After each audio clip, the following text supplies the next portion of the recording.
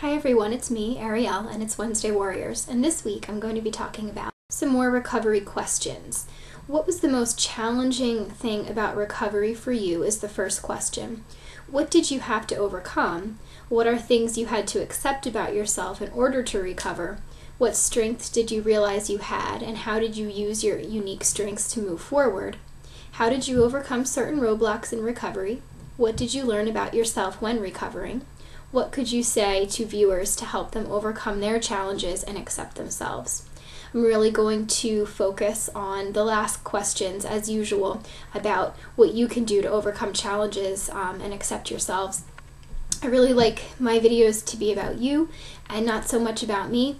You can kind of take everything that I might personally discuss and apply it to your own lives. At least that's the hope. I think the most challenging thing about recovery for me was coming to terms with the fact that my eating disorder was not my identity and that the way I looked was not wrapped up as part of my identity.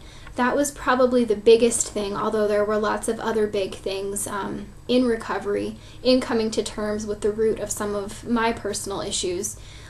And I did talk about this a little bit in last week's video, but I always had a lot of hang-ups about being the thinnest girl. I always wanted to be the thinnest girl among all my friends. I always wanted people to remark upon how skinny I was, and I thought that if I didn't have that, if I wasn't the thinnest person that everyone knew, that I would somehow have nothing special about me and not be myself. I was also very much so preoccupied with looks, as far as my appearance being the main thing that I had to contribute to the world, and it took me a while to really realize that if I could believe that appearance wasn't the most important thing for everyone else, why did it have to be the most important thing for me?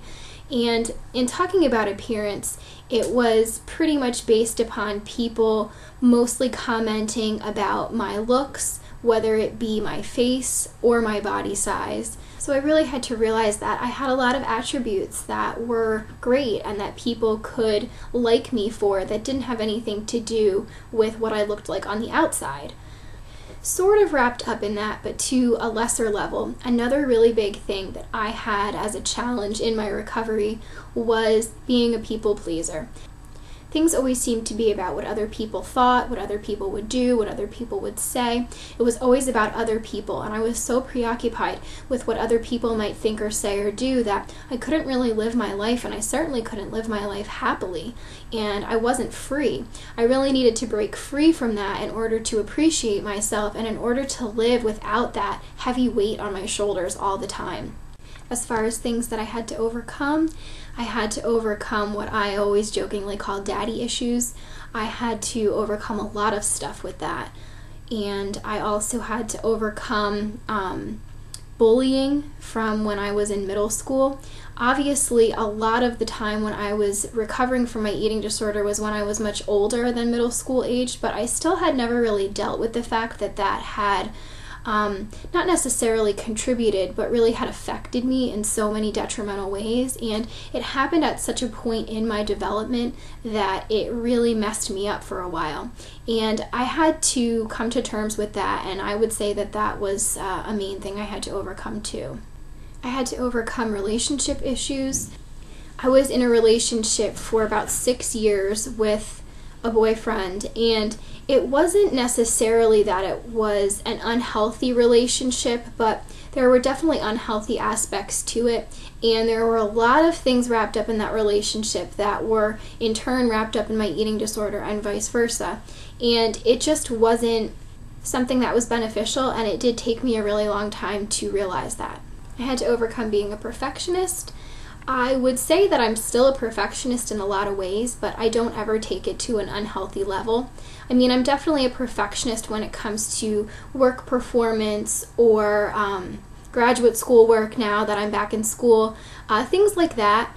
But it's not something that is keeping me from functioning normally in everyday life, and it's not something that I'm taking out on my body.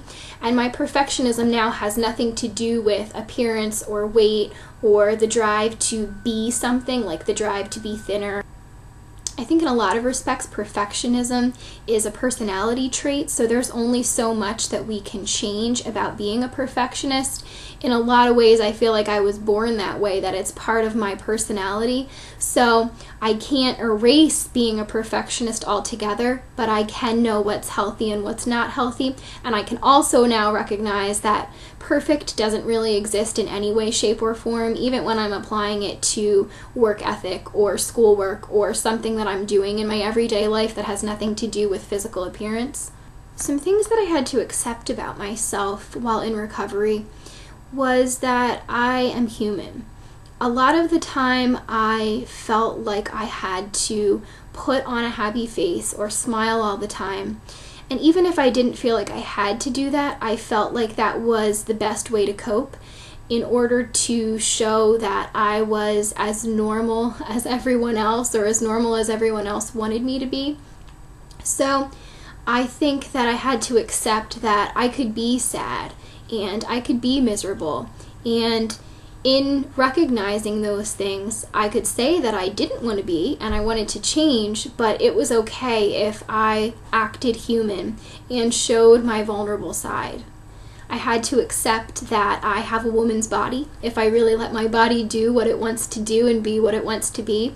And if I didn't starve myself and I ate what I was supposed to eat and I was healthy, then I was going to have a woman's body, and that meant that I would have breasts, and that meant that I would have hips, and it meant that I would have fat on places in my body, and that was perfectly okay and very beautiful. I had to really accept that liking myself didn't mean that I was conceited. Because of all of the bullying issues that I dealt with when I was in middle school, I had somehow internalized this feeling, this false rule, that if I liked me and I liked who I was, or I liked the way I looked, then I was somehow conceited and no one would like me.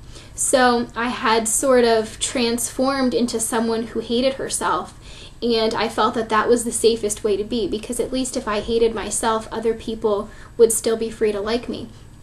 And it's such a messed up mentality when I lay it right out there like that, but I really did feel that way for a long time, probably until I was about 20. So being able to sit here today and say that I'm an intelligent woman or I'm a hard worker, I don't think that I could have said those things when I was much younger, because somehow I was afraid that someone out there hearing that, or if I would tell someone that they would think automatically that I was conceited, that I was full of myself, and they wouldn't like me. I had to accept that sometimes everyone needs help, and it's okay to ask for help. Some strengths that I had and recognized and that helped me move forward were definitely writing and my writing ability. I have always loved writing ever since I was a kid, and I've always used it to become more self-aware, but I never used it to the level that I used it while I was recovering. It really helped me to reflect. It really helped me to get my emotions out in a healthy way, but it also helped me to see the progress that I was making, and when I was feeling scared about something, I could write it, and then I could be brave enough to show it to someone, or to send a letter, or to bring something into therapy in order to help me get to the next step if I couldn't say certain things out loud. My writing also helped me to appreciate myself, because I really liked my own creativity, and I really liked writing things that I was proud of, and if I could be proud of that, I could be proud of myself. So I think that helped in a big way too.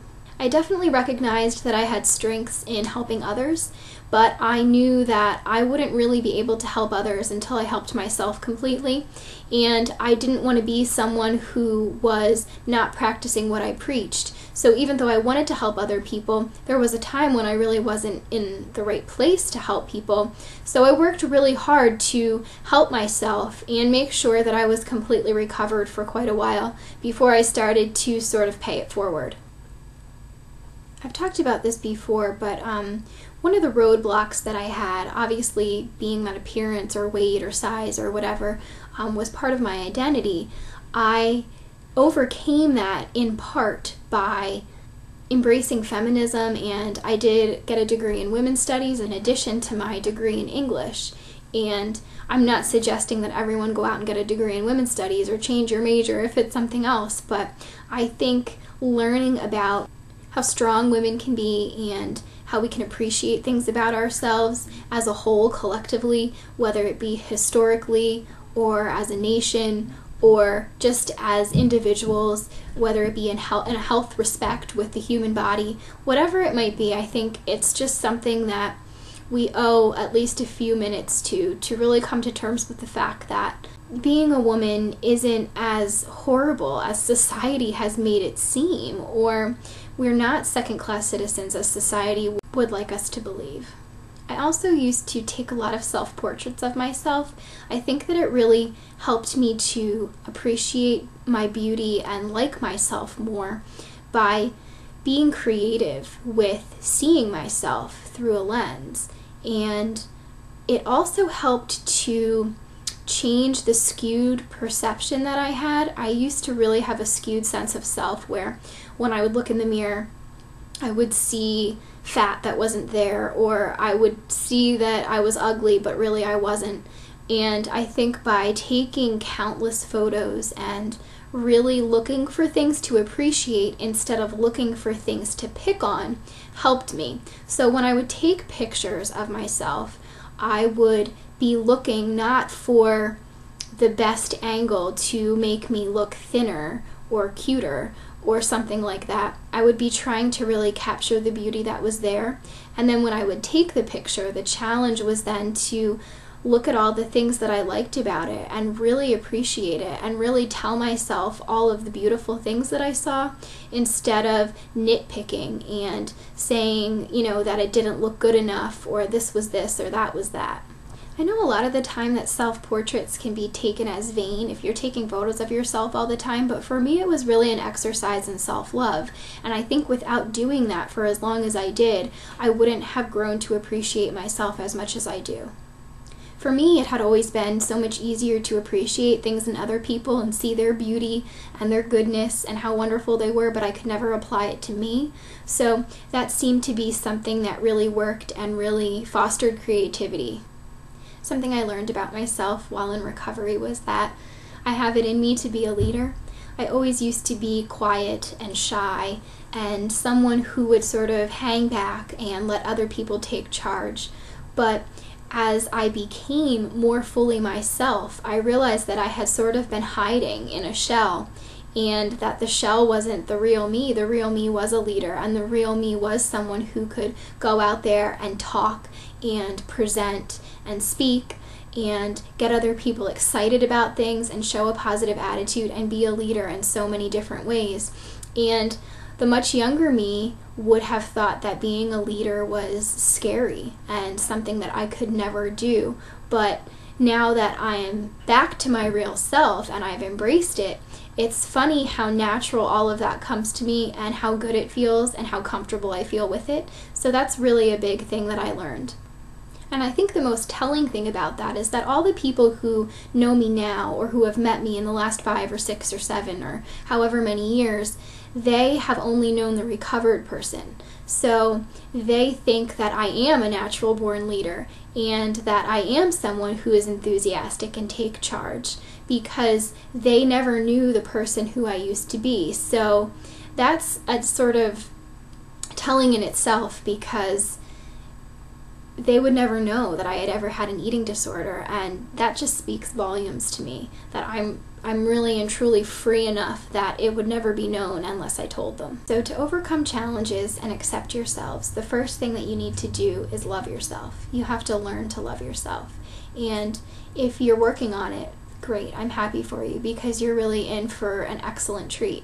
And if you're not quite there yet or you're trying to figure out how to start, try to embrace your interests and the things that you like, and in doing those things, use them to learn yourself and love yourself. So I mentioned writing and I mentioned taking self-portraits and things like that. Try to do really simple things to embrace the person you are and give some time to appreciating the little things about yourself, even if they're very, very small, instead of nitpicking the things that you see or that you feel. And the stronger you become in self-love, the better you'll be able to overcome all the obstacles that are in your way, and the more progress you'll be able to make in recovery. I hope you're all having a great week, and I will see you next time.